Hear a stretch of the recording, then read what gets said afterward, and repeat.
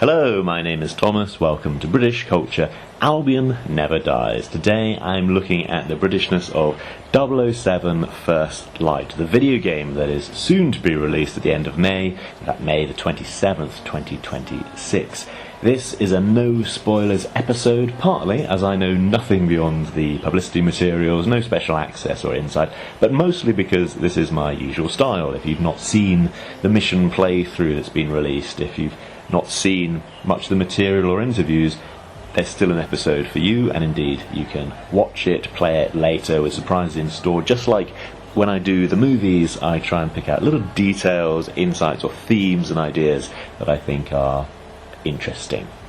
So, if I'm asking how British is 007 First Light, I suppose the first question is, what is Britishness? In fact, that's always the question for this podcast.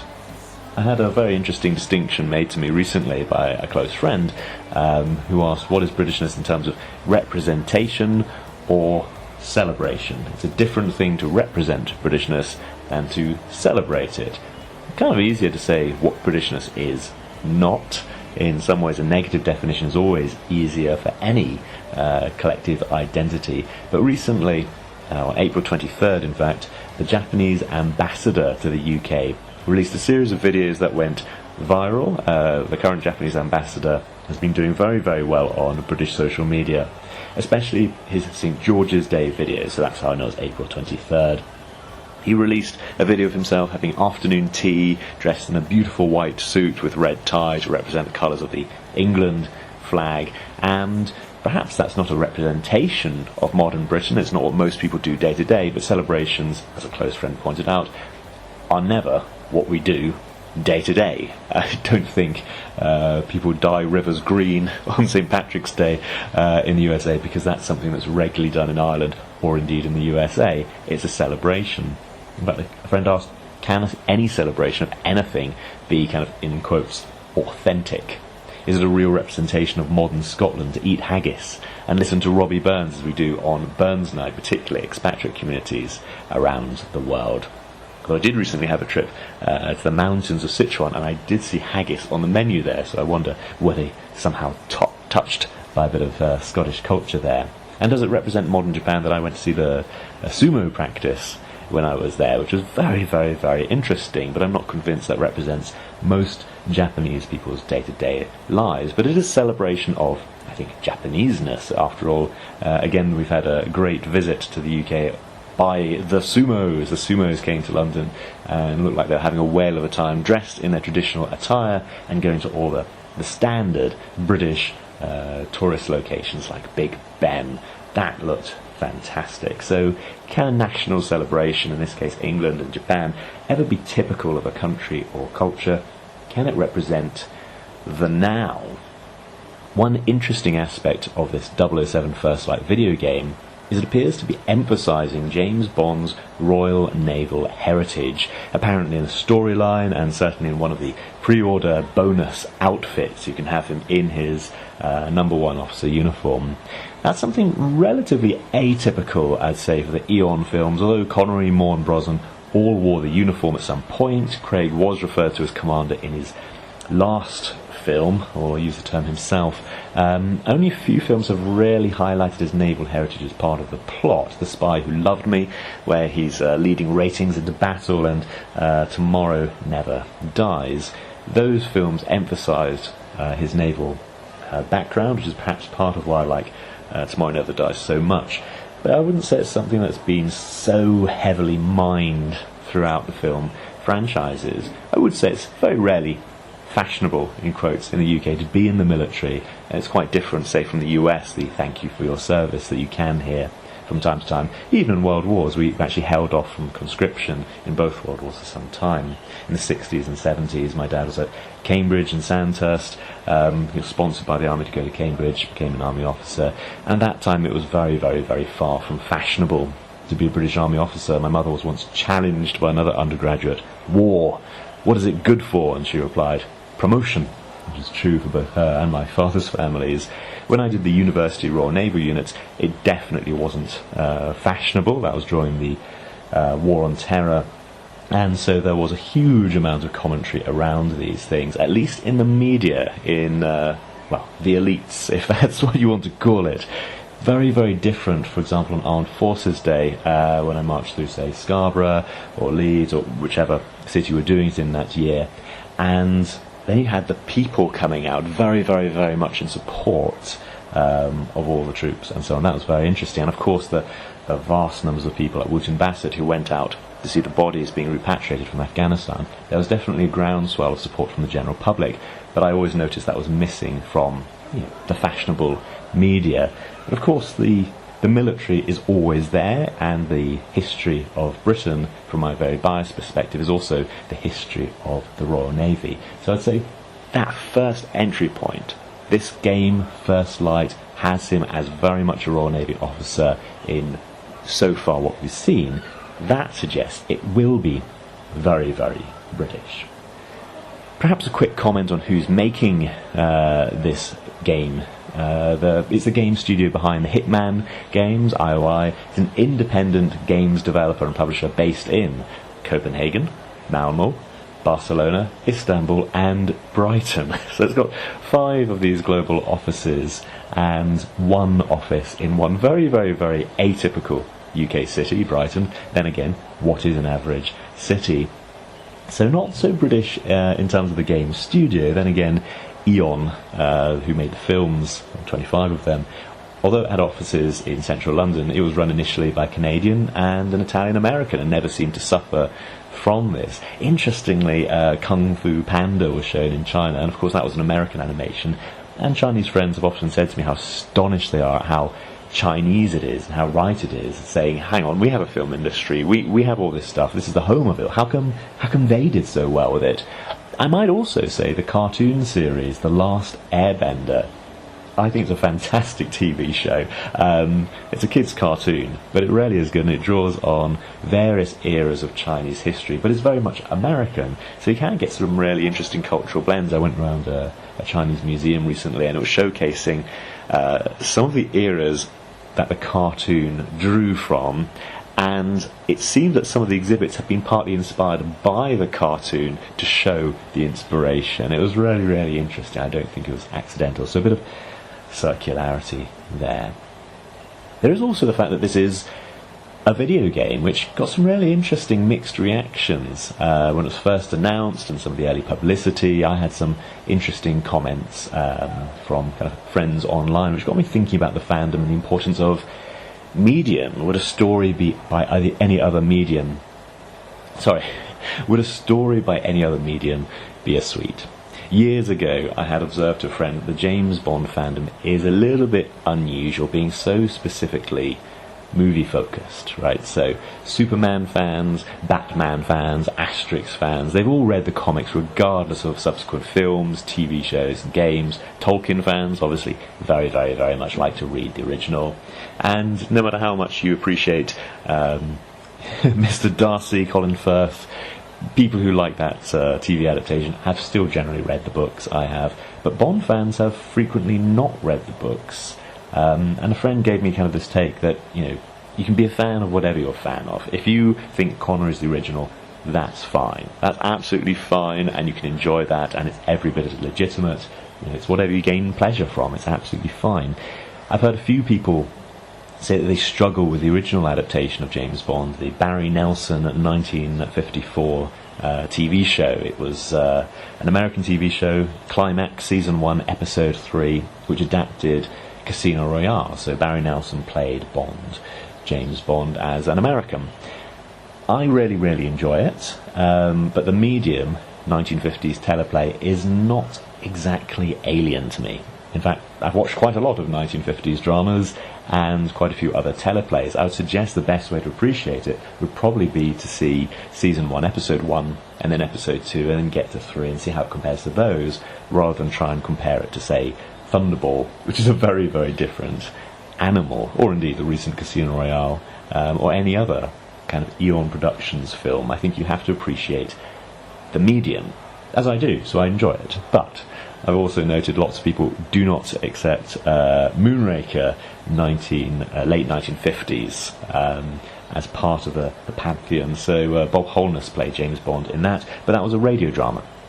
So of course, if you're not so interested in radio dramas, and the fact that Bond was adapted as a radio drama before it became films, I guess is not so interesting, and indeed comics. So Mark Edlitz has done a series of books that are really, really interesting going into this. Of course, this radio drama is largely lost to history, but there have been recent James Bond adaptations with Toby Stephens as James Bond. He played the villain in Die Another Day, and he plays the hero in the radio shows, which I think are fantastic. I think they're really good contemporary adaptations of the books. It's back to Fleming, but of course, as somebody with a podcast, it shouldn't surprise you, I really, really like audio dramas. I really like radio plays. So a bit like those 1950s things, it's not alien to me, so I really, really enjoy it. If you don't enjoy radio dramas, then again, I probably wouldn't suggest you start with that, because it would be a strange comparison, again, Moonraker the movie to Moonraker the radio adaptation.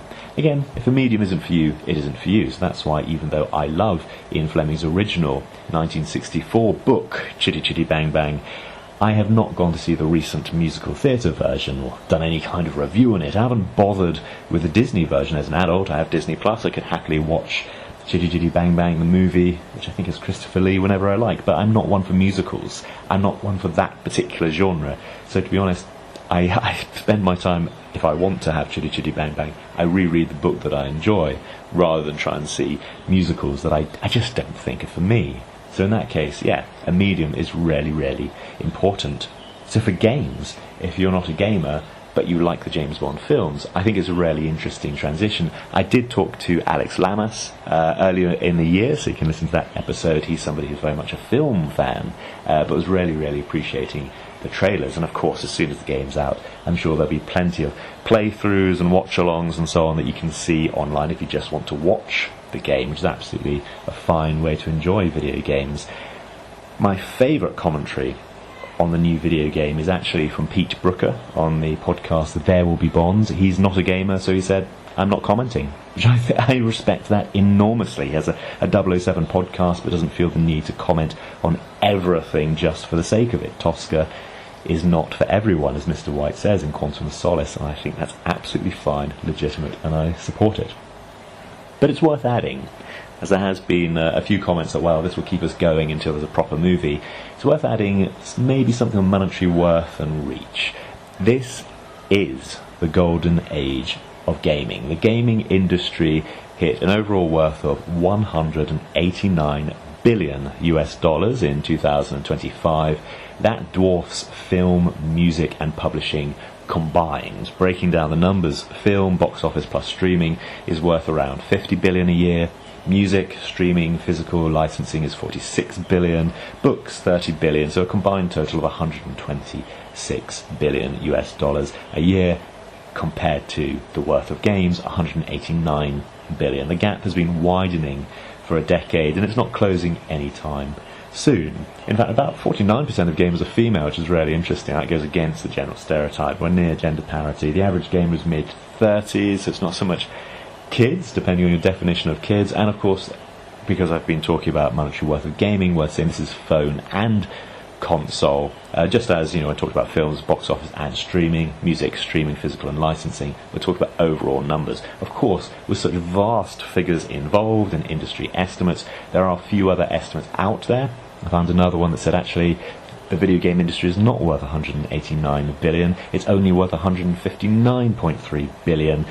But that estimate also put the movie industry's overall worth lower at $42.5 billion. The games industry employs more than 330,000 people globally. Again, revenue in the games market is projected to reach, over $500 billion in this year. There is a huge amount of growth in this industry. And I always think, if you're creative, what you want is money and freedom. Games have a huge amount of money at the moment, but also a relatively large amount of freedom, because in some senses it's still developing, it's not set, whereas a lot of other art forms like films have their formula, have their conventions. If you were a creative person, would you rather be following somebody else's conventions that were set decades ago, or would you rather be developing the conventions for the future? I would suggest the latter. I think there's a huge amount of creative talent in the gaming industry, and I would notice that there's been quite a divide in Star Wars fans between those who must comment on films and TV shows alone and those who appreciate the recent games. And I'd say there's been a very marked difference in quality. To give my perspective, I appreciate both, but I would say the games have been far, far, far more successful creatively.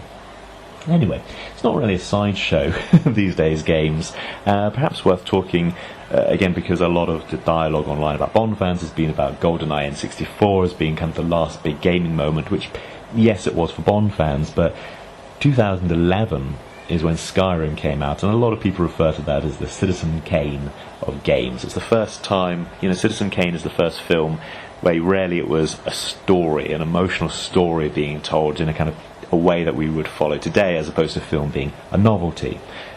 Skyrim is where games went from being, shoot 'em ups or whatever, to a genuine, impactful, complex, interesting story being told, where you can make choices that genuinely impact the storyline. In fact, lots of people have commented on how there's multiple pathways in the game coming out. That was a really big thing back in 2011 with Crysis 2, but it really is expected now. In fact, for choice in video games, my recommended rabbit hole is a Kotaku interview with Sid Meier back in 2010, and he was talking about the importance of choice in video games in reference to Civilizations 1, the PC game released September 1991. The importance of choice. So I really think it's important that this new game has choice. I don't think it's a novelty. I think if they didn't have it, it would fail, quite honestly. Hitman, I have played through a bit of the Hitman games, and so yeah, there's multiple pathways to success. Assassin's Creed, the more successful ones, tend to have a lot more flexibility of gameplay. Hogwarts Legacy has a really good amount of choice in how you do things. The main storyline is pretty fixed, as are quite a few of the side quests. However, there's a lot of freedom in how you achieve everything. And I should say, nobody in the world has to know any of this. You don't have to catch up. I'm just assuming that if you're listening to this episode, you're kind of interested in this. So, halfway through the episode, I'll start talking about some of the little interesting things I saw in the early playthroughs. One thing is that 007 has some training early on in Malta. A really interesting choice. Malta, an island country, is located in the central Mediterranean Sea, small but geostrategically important group of islands. Looking at Britannica.com, the Encyclopedia Britannica, the archipelago has, through its long and turbulent history, played a vital role in the struggles of a succession of powers for domination of the Mediterranean and in the interplay between emerging Europe and the older cultures of Africa and the Middle East. As a result, Maltese society has been moulded by centuries of foreign rule by various powers, including the Phoenicians, Romans, Greeks, Arabs, Normans, Sicilians, Swabians, Aragonese, Hospitallers, French, and British. Oh yes, the island of Malta specifically played a vital strategic role in World War II as a base for the Allied powers. It was heavily bombarded by German and Italian aircraft, and at the end of the war, Malta was devastated. In 1942, the island of Malta was presented with the George Cross, the British Award for Great Gallantry, the highest award for bravery for a civilian, in recognition of the wartime bravery of the Maltese people. After the war, the movement for self-governance became stronger. The country of Malta became independent from Britain and joined the Commonwealth in 1964 and was declared a republic on December the 13th, 1974. It's close to Sicily and is one of three kind of really important islands or rocks that Britain controls. So there's Gibraltar, the Rock of Gibraltar, which of course, that's at one end of the Mediterranean, the western end, and of course that's still British territory, and we've had a James Bond film starting out there, The Living Daylights, so we still have bases there. Then of course Malta in the middle, close to Italy, and then Cyprus in the eastern Mediterranean, which does still have British bases. Now, in reality, Malta does not have a publicly recorded permanent Royal Navy or Secret Intelligence Service base today. The Royal Navy officially withdrew all its forces and closed its bases in Malta on March the 31st, 1979, although British warships such as HMS Trent frequently dock in Malta for maintenance or just for visits. The last military site, Fort St. Angelo, was vacated, March 31st, 1979, and is marked locally as Freedom Day, as it ended centuries of foreign military administration. That's what Britain does. We go around the world granting freedom to people. Anyway, Malta has this George Cross on its flag to commemorate the collective bravery and resilience of its people, which is really, really unusual. Not many flags have a medal on them, so always easy to spot. It was one of only 3 collective awards of this honour. For a long time it was the only one. The other 2 are for the Royal Ulster Constabulary in 1999 and the National Health Service in 2021 in the wake of COVID. So the award to Malta was officially incorporated onto the flag in 1943, so that's quite a gap, 43 to 1999. So whilst Malta gained independence from Britain in 1964, it has been a highly strategic British Crown colony. It was from 1813 to 1964, and that medal is retained on the flag to reflect its importance in history.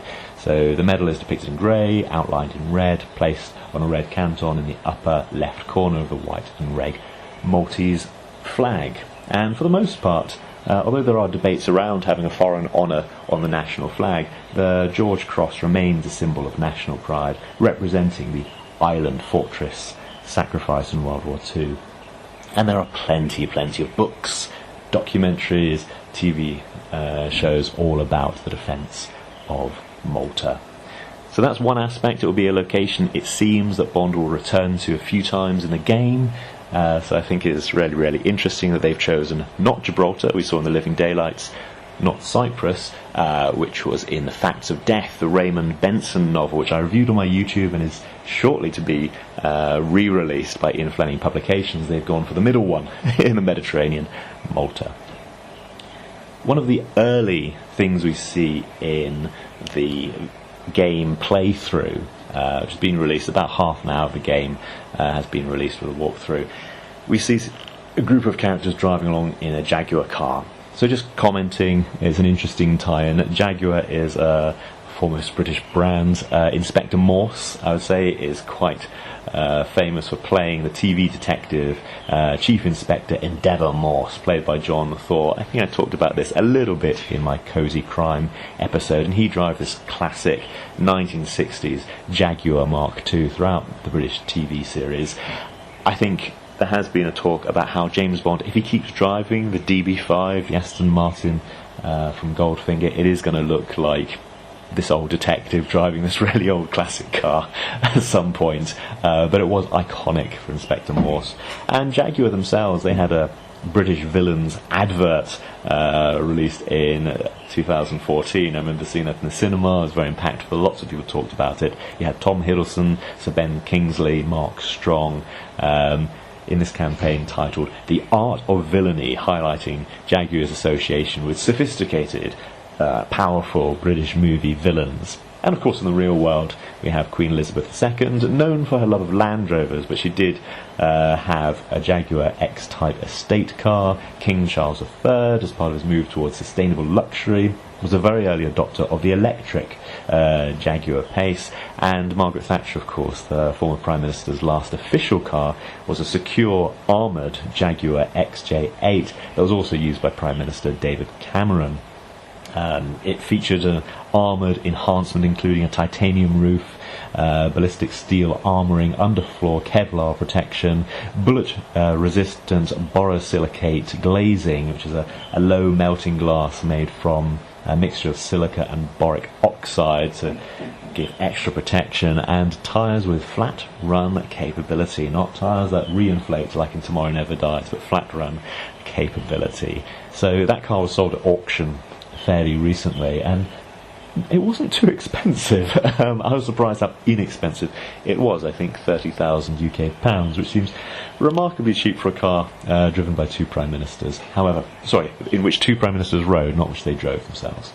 And of course, Rowan Atkinson, who plays Johnny English, and perhaps more famously Mr. Bean. He is a car collector and has been seen many times driving a 1963 Jaguar E-Type, which he even used in a recent TV project, Man vs. Bee. And finally getting to the James Bond world, M in Skyfall. Her company car is very clearly a Jag. Anyway, in the game, as all the characters go along a Jaguar, somebody makes reference to a backseat driver. That's in the dialogue, and of course Backseat Driver, as all Bond fans know, is one of the best tracks by David Arnold, who did the soundtrack for this game, and that track of Backseat Driver is in the movie Tomorrow Never Dies, and he of course composed four of the films, so Tomorrow Never Dies, The World Is Not Enough, Casino Royale, and Quantum of Solace. So nice to have a little reference to his work early on. When we see James Bond himself, I quite like his physical appearance, of course, astonishing resemblance to Patrick Gibson, the Irish actor, born in Westminster, London, before returning to his family in his native Ireland. Born April the 19th, 1995, according to IMDb, his notable acting roles include The Tudors, not seen, Passing Bells, not seen, The OA, not seen, Shadow and Bone, not seen, Tolkien, bookmarked, I might see it later, and the prequel series Dexter Original Sin, not going to watch that, among others. But he was awarded the Rising Star Award at the Irish Film and Television Stars back in 2017, so I guess this has been a long time coming. So yeah, he's the actor playing him, voice and physicality as well. I really like that this character, this version of James Bond, has been given facial scars, because that's something that's in Fleming's original books. Now, in the first few minutes of the game, according to the YouTube channel The Bond Report, we will learn how he got this scar. I found that really interesting. We don't have a lot of heroes with facial scars in movies. Obviously, they do when they're played by Harrison Ford, because he has a scar on his chin. So Han Solo has a scar that's explained away in Han Solo and the Lost Legacy by Brian Daley. Really enjoy that book. Indiana Jones, we see him getting it in the final film from a whip accident. And Working Girl, he refers to a knife fight in Detroit. So some films exaggerate the scar he has, some try and cover it up. It's very unusual to have a hero with a facial scar. No Time to Die had 3 villains with a scarred face. So Blofeld has a scar, Cyclops with his eye, and Safin with various puckering scars. That felt like overkill, having 3 villains with facial scars. And I think it was Honest Trailers who say if there's something wrong with the face, they hate the human race, as they want to seemingly destroy the world. Fleming's work is really the reverse of that. So we have the hero, James Bond 007, with a scarred face, and of course a major ally with a missing hand and leg after the second book. So I feel it's far more true to Fleming to have the heroes showing their scars and the villains who can seem a little bit too perfect, a little bit too punchable. So I'm very, very glad to have that scar. A little thing, but made me happy anyway. We also have some aristocratic girl who seems to be involved in intelligence, which made me think of, interwar MI6 and the SOE, the Special Operations Executive. There's no shortage of books on this, showing the role of aristocratic women who were highly educated, highly capable, perhaps speaking several languages, and having limited career options, were often picked up by British intelligence in the interwar years, especially. A few books I reference might be Defence of the Realm, The Authorised History of MI5 by Christopher Andrew, and the sister book, The History of the Secret Intelligence Service, 1909 to 1949 by Keith Jeffrey. Neither of these are very exciting books, it should be said. They're more interesting than Spycatcher, which is incredibly dull, but they are plodding histories of genuine intelligence work. Potentially Nicholas Shakespeare's biography of Ian Fleming, The Complete Man, might have some interest for people interested in, well, what did aristocratic women do in intelligence, as it is forensic. So it's everybody around Ian Fleming, not just Fleming himself. And of course there's a range of very readable, very good commuter books by Ben McIntyre on wartime intelligence, including Operation Mincemeat, which I reviewed the book and film on my YouTube channel ages and ages and ages ago. So there's a selection of work which can tell you about aristocratic girls working in intelligence jobs, which I'd recommend.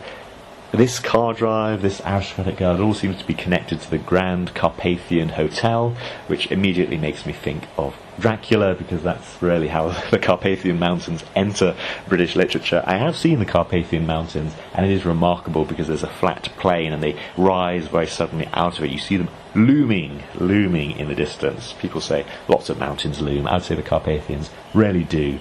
fantastically loom. So I find that a fun connection. Yep, that's the dark and wild place where Bond has some kind of mission. And there's some random odds and sods. We have, for example, a character called Greenway. A very unusual name, perhaps a reference to Agatha Christie, her home. We see lots of a particular type of flower, a foxglove. I don't know if that's significant. Maybe a flower is just a flower, but of course that one is a poisonous flower. And indeed there is a selection of other flowers often repeated. Could just be a video game thing. There's only so many terabytes available. On the other hand, it could be significant later on. We'll see. There is a chess match, which is a very, very deliberate reference to From Russia with Love, both book and film. And there's a random piece of dialogue we overhear. So-and-so has all kinds of antique books. Ian Fleming had a phenomenal antique book collection. And of course we have a sports car in the colour of one of the Roger Moore TV shows. We also, again, this is just random odds and sods, we have a DGSE agent. That's not really been a thing in the movies. DGSE is France's principal external intelligence service, responsible for gathering foreign intelligence, conducting counter-terrorism operations and protecting French national interests overseas, or abroad.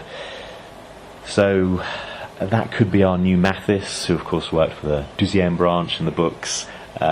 He worked for French intelligence in the books, so this could be some kind of connection. It's not really something picked up in the movies, so again, nice to see some kind of DNA connection there. At some point in the game, a lot of it seems to be stealth. We do have moments where it's licensed to kill, so it can all go crazy. You're expected to gun everything and everyone down. Very different from Hitman. Hitman, if you go noisy, it can end that level very quickly for you, whereas with Bond it carries on the mission.